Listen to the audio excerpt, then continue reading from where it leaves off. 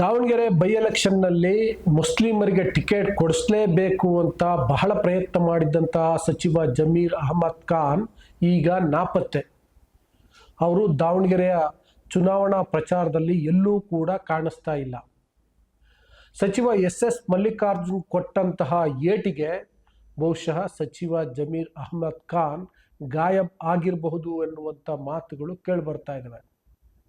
ಕಡೆಯ ಪಕ್ಷ ಬಂಡಾಯವಾಗಿ ಸ್ಪರ್ಧೆ ಮಾಡಿದಂತಹ ಸಾದಿಕ್ ಪೈಲ್ವಾನ್ ಅವರ ನಾಮಪತ್ರ ವಾಪಸ್ ತೆಗೆಸ್ಲಿಕ್ಕಾದರೂ ಸಕ್ಸಸ್ ಆದ್ರ ಜಮೀರ್ ಅಂದರೆ ಅದರಲ್ಲೂ ಇಲ್ಲ, ಅದರಲ್ಲೂ ಫೇಲ್.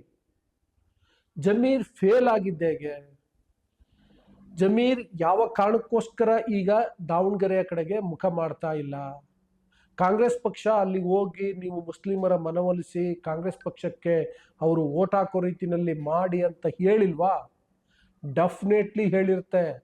ಆದರೂ ಕೂಡ ಜಮೀರ್ ಅಹಮದ್ ಖಾನ್ ಅಂತರ ಕಾಯ್ಕೊಳ್ತಿರೋದು ಏಕೆ? ಅಲ್ಲಿಗೆ ಹೋಗಿ ನಾನು ಸಕ್ಸಸ್ ಆಗಲ್ಲ ಅನ್ನುವಂಥ ಭಯನ, ಅಥವಾ ಏನಾದರೂ ಆಗಲಿ ಫಲಿತಾಂಶ ನನಗೇನು ಅನ್ನುವ ಕಾರಣಕ್ಕೋಸ್ಕರ ಅಂತರ ಕಾಪಾಡ್ಕೊಳ್ತಿದಾರ? ಇತ್ತೀಚೆಗೆ ನಾನೇ ಅಲ್ಪಸಂಖ್ಯಾತರ ನಾಯಕ ಅಂತ ಪೋಸ್ ಕೊಡ್ತಿದ್ದಂಥ ಜಮೀರ್ ಅಹಮದ್ ಖಾನ್ ಮುಸ್ಲಿಮರೇ ನಿರ್ಣಾಯಕ ಆಗಿರುವಂತಹ ದಾವಣಗೆರೆ ಉಪಚುನಾವಣೆಯಲ್ಲಿ ಯಾಕೆ ಪ್ರಮುಖ ಪಾತ್ರವನ್ನು ವಹಿಸ್ತಿಲ್ಲ? ಇದು ಪ್ರಶ್ನೆ ಅಲ್ವಾ? ಬಹಳ ಗಂಭೀರವಾದಂಥ ಪ್ರಶ್ನೆ, ಬಹಳ ಇಂಟ್ರೆಸ್ಟಿಂಗ್ ಆದಂಥ ಪ್ರಶ್ನೆ ಕೂಡ ಹೌದು. ಸೊ ಅದ್ರ ಬಗ್ಗೆ ಹೇಳ್ತೀನಿ. ಅದಕ್ಕೆ ಮೊದಲು ನಾನು ನಿಮಗೆ ರಿಕ್ವೆಸ್ಟ್ ಮಾಡ್ತೀನಿ, ನೀವಿನ್ನೂ ಮುಗಿನಕೆರೆ ಡೈರಿಯನ್ನು ಸಬ್ಸ್ಕ್ರೈಬ್ ಮಾಡಿಲ್ಲ ಅಂದರೆ ದಯವಿಟ್ಟು ಸಬ್ಸ್ಕ್ರೈಬ್ ಮಾಡಿ, ಲೈಕ್ ಮಾಡಿ, ಶೇರ್ ಮಾಡಿ ಮತ್ತು ಬೆಲ್ ಬಟನನ್ನು ಪ್ರೆಸ್ ಮಾಡಿ. ವೀಕ್ಷಕರೇ, ಪ್ರಮುಖವಾಗಿ ಜಮೀರ್ ಅಹಮದ್ ಖಾನ್ ಎರಡು ವಿಷಯಗಳಲ್ಲಿ ಬಹಳ ದೊಡ್ಡ ಸೋಲನ್ನು ಅನುಭವಿಸಿದ್ದಾರೆ ಅಂತ ಅನಿಸುತ್ತೆ.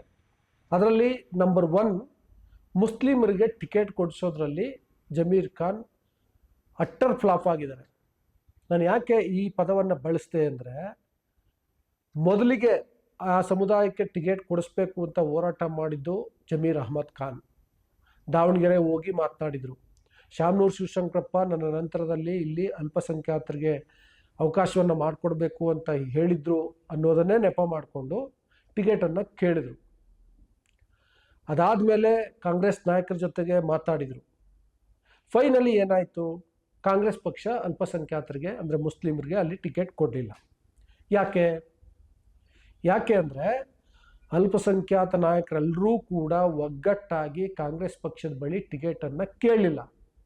ಮುಸ್ಲಿಮರ ನಾಯಕರಲ್ಲಿರುವಂತಹ ಒಡಕಿನ ಕಾರಣಕ್ಕೆ ಪಕ್ಷದ ಮೇಲೆ ಒತ್ತಡ ಏರಲಿಕ್ಕೆ ಸಾಧ್ಯ ಆಗಲಿಲ್ಲ. ಜಮೀರ್ ಒಂದು ತಂಡ, ಇತರರದು ಇನ್ನೊಂದು ತಂಡ. ಜಮೀರ್ ವರ್ಸಸ್ ಅದರ್ಸ್ ಎನ್ನುವಂತಹ ಬಣ ರಾಜಕಾರಣ ಮುಸ್ಲಿಮರಲ್ಲಿ ಇದೆ. ಜಮೀರ್ ಅಹಮದ್ ಖಾನ್ ತಮ್ಮ ಆಪ್ತರಾದಂತಹ ಜಬ್ಬಾರ್ ಅವ್ರಿಗೆ ಟಿಕೆಟ್ ಕೊಡಿಸ್ಬೇಕು ಅಂತ ಪ್ರಯತ್ನ ಮಾಡಿದರು. ಯಾವಾಗ ಜಮೀರ್ ಜಬ್ಬಾರ್ಗೆ ಟಿಕೆಟ್ ಕೊಡಿಸ್ಬೇಕು ಅಂತ ಟ್ರೈ ಮಾಡಿದ್ರು, ಉಳಿದವರೆಲ್ಲ ಸೈಯದ್ ಖಾಲಿದ್ ಟಿಕೆಟ್ ಕೊಡಿಸ್ಬೇಕು ಅಂತ ಪ್ರಯತ್ನ ಮಾಡಿದರು.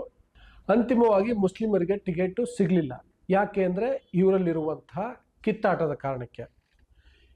ಇದರ ಸೋಲಿನ ಹೊಣೆ ಪ್ರಮುಖವಾಗಿ ಹೊರಬೇಕಾಗಿರುವಂಥದ್ದು ಜಮೀರ್ ಅಹಮದ್ ಖಾನ್. ನಂಬರ್ 2, ಓಕೆ, ರಾಜಕಾರಣದಲ್ಲಿ ಇವೆಲ್ಲ ಸಹಜ. ಟಿಕೆಟ್ ಕೇಳೋದು, ಕೊಡದೇ ಇದ್ದಾಗ ಬಾರ್ಗೇನ್ ಮಾಡೋದು, MLC ಸ್ಥಾನಕ್ಕೆ ಬಾರ್ಗೇನ್ ಮಾಡೋದು, ಇನ್ನೊಂದು ಹುದ್ದೆಗೆ ಬಾರ್ಗೇನ್ ಮಾಡೋದು, ಇದೆಲ್ಲ ಕಾಮನ್. ಅದೇನೇನೋ ಮಾಡಿದರು. ಆ ನಂತರದಲ್ಲಿ ಕಾಂಗ್ರೆಸ್ ಪಕ್ಷದ ಅಭ್ಯರ್ಥಿಯನ್ನ ಗೆಲ್ಲಿಸ್ಕೊಳ್ಬೇಕು ಅನ್ನೋ ಕಾರಣಕ್ಕೋಸ್ಕರ ಕಾಂಗ್ರೆಸ್ನಿಂದ ಬಂಡಾಯವಾಗಿ ಸ್ಪರ್ಧೆ ಮಾಡಿರುವಂತಹ ಸಾದಿಕ್ ಪೈಲ್ವಾನ್ ಅವರ ನಾಮಪತ್ರವನ್ನು ವಾಪಸ್ ತೆಗೆಸ್ಬೇಕಾಗಿತ್ತಲ್ಲ. ಮತ್ತೆ ಅಲ್ಪಸಂಖ್ಯಾತರೇ ಅಂದರೆ ಮುಸ್ಲಿಮರೇ ನಿರ್ಣಾಯಕವಾಗಿರುವಂಥ ದಾವಣಗೆರೆಯಲ್ಲಿ ಹೋಗಿ ಜಮೀರ್ ಅಲ್ಲಿ ಠಿಕಾಣಿಯನ್ನು ಹೂಡಿ ಎಲ್ಲರನ್ನ ವಿಶ್ವಾಸಕ್ಕೆ ತೆಗೆದುಕೊಂಡು ಹೆಚ್ಚು ಮತದಾನ ಆಗುವ ರೀತಿಯಲ್ಲಿ ನೋಡ್ಕೊಳ್ಬೇಕು, ಇದೆಲ್ಲ ಮಾಡಬೇಕಿತ್ತಲ್ಲ. ಆದರೆ ಏನೂ ಮಾಡ್ತಿಲ್ಲ. ಎಲ್ಲಕ್ಕಿಂತ ಮುಖ್ಯವಾಗಿ ಸಾದಿಕ್ ಪೈಲ್ವಾನ್ ಅವರನ್ನ ಅವರಿಂದ ನಾಮಪತ್ರವನ್ನು ವಾಪಸ್ ತೆಗೆಸ್ಲಿಕ್ಕೆ ಸಾಧ್ಯ ಆಗಿಲ್ಲ. ಜಮೀರ್ ಅಹಮದ್ ಖಾನ್ ಸಾದಿಕ್ ಪೈಲ್ವಾನ್ ಜೊತೆ ಮಾತನಾಡಿ ನಾಮಪತ್ರ ವಾಪಸ್ ತೆಗೆಸೋದಿರಲಿ, ಅಲ್ಲಿಗೆ ಹೋಗ್ಲಿಕ್ಕೆ ಸಾಧ್ಯ ಆಗಿಲ್ಲ. ಅಂದರೆ ಹೋದ್ರೆ ಎಲ್ಲಿ ಅಲ್ಲಿನ ಮುಸ್ಲಿಂ ನಾಯಕರು, ಸ್ಥಳೀಯವಾದಂತಹ ಮುಸ್ಲಿಂ ಮುಖಂಡರು ಆಕ್ಷೇಪವನ್ನು ವ್ಯಕ್ತಪಡಿಸ್ಬೋದು, ಅಸಮಾಧಾನವನ್ನು ವ್ಯಕ್ತಪಡಿಸ್ಬೋದು ಎನ್ನುವಂತಹ ಆತಂಕ, ಭಯ, ಹಿಂಜರಿಕೆ, ಅದರಿಂದ ಅಲ್ಲಿ ಹೋಗಲಿಲ್ಲ. ವಿಧಾನ ಪರಿಷತ್ ಸದಸ್ಯ ಸಲೀಂ ಅಹಮದ್ ಅವರನ್ನು ಕಳಿಸಿದ್ರು. ಇದೇ ಶಿಗ್ಗಾವಿ ಬೈ ಎಲೆಕ್ಷನ್ ಟೈಮಲ್ಲಿ ಅಜ್ಜಂಫೇರ್ ಖಾದ್ರಿ ಕೂಡ ಬಂಡಾಯವಾಗಿ ಸ್ಪರ್ಧೆ ಮಾಡಿದರು. ಅವ್ರ ಬೆಂಬಲಿಗರು ಅಲ್ಲಿಗೆ ಜಮೀರ್ ಹೋದಾಗ ಕಾರಿನ ಮೇಲೆ ಕಲ್ಲು ತೂರಾಟವನ್ನು ಮಾಡಿದರು. ಆದರೂ ಕೂಡ ಅಜ್ಜಂಫೇರ್ ಖಾದ್ರಿಗೆ ಮನವೊಲಿಸಿ ನಾಮಪತ್ರವನ್ನು ವಾಪಸ್ ತೆಗೆಸಿದ್ರು ಜಮೀರ್. ಇಲ್ಲಿ ಸಾದಿಕ್ ಪೈಲ್ವಾನ್ ಅವರಿಂದ ನಾಮಪತ್ರವನ್ನು ಯಾಕೆ ವಾಪಸ್ ತೆಗ್ಸೋಕ್ಕಾಗಿಲ್ಲ? ಇದು ಜಮೀರ್ ಅಹಮದ್ ಖಾನ್ ಅವರ ಫೇಲ್ಯೂರ್ ಅಲ್ವಾ? Definitely failure. ಒಂದು ಟಿಕೆಟ್ ಕೊಡಿಸೋದ್ರಲ್ಲಿ ಫೇಲ್ಯೂರ್, ಇನ್ನೊಂದು ನಾಮಪತ್ರವನ್ನು ವಾಪಸ್ ತೆಗೆಸೋದ್ರಲ್ಲಿ ಫೇಲ್ಯೂರ್. ಇದು ದೊಡ್ಡ ಮುಖಭಂಗ ಆಗಿದೆ ಜಮೀರ್ ಅಹಮದ್ ಖಾನ್ಗೆ. ಅದರಿಂದಾಗಿ ದಾವಣಗೆರೆ ಉಪಚುನಾವಣಾ ಕಣದಲ್ಲಿ ಅವರು ಕಾಣಿಸ್ಕೊಳ್ತಾ ಇಲ್ಲ. ಅಲ್ಲಿ ಪ್ರಮುಖವಾಗಿ ಮುಸ್ಲಿಮರನ್ನು ಮನವೊಲಿಸೋಕ್ಕೆ ಪ್ರಯತ್ನ ಮಾಡಬೇಕಾಗಿತ್ತು ಜಮೀರ್ ಅಹಮದ್ ಖಾನ್. ಅಫ್ಕೋರ್ಸ್ ಬೇರೆಯವರು ಮಾಡಬೇಕಾಗಿತ್ತು, ಬೇರೆಯವ್ರಿಗೂ ಆ ಜವಾಬ್ದಾರಿಯನ್ನು ಕಾಂಗ್ರೆಸ್ ಪಕ್ಷ ಕೊಟ್ಟಿದೆ, ಜಮೀರ್ಗೂ ಕೊಟ್ಟಿದೆ. ಆದರೆ ಜಮೀನ್ ಆ ಕೆಲಸವನ್ನು ಮಾಡ್ತಾ ಇಲ್ಲ, ತಲೆ ಕೆಡಿಸ್ಕೊಳ್ತಾ ಇಲ್ಲ. ಹೋಗ್ತಾರೆ, ನಾ ಇಲ್ಲ ಅಂತ ಹೇಳ್ತಿಲ್ಲ, ಕಡೆಯದಾಗಿ ಒಂದು 3-4 ದಿನ ಹೋಗ್ಬೋದು, ಪ್ರಚಾರ ಮಾಡ್ತಾರೆ, ಎಲ್ಲ ಮಾಡ್ತಾರೆ.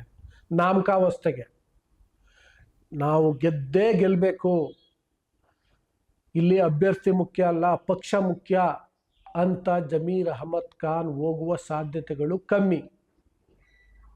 ಅದಕ್ಕೆ ಎಸ್ ಮಲ್ಲಿಕಾರ್ಜುನ್ ಕೊಟ್ಟಂಥ ಏಟು ಅಂತ ನಾನು ಹೇಳಿದ್ನಲ್ಲ.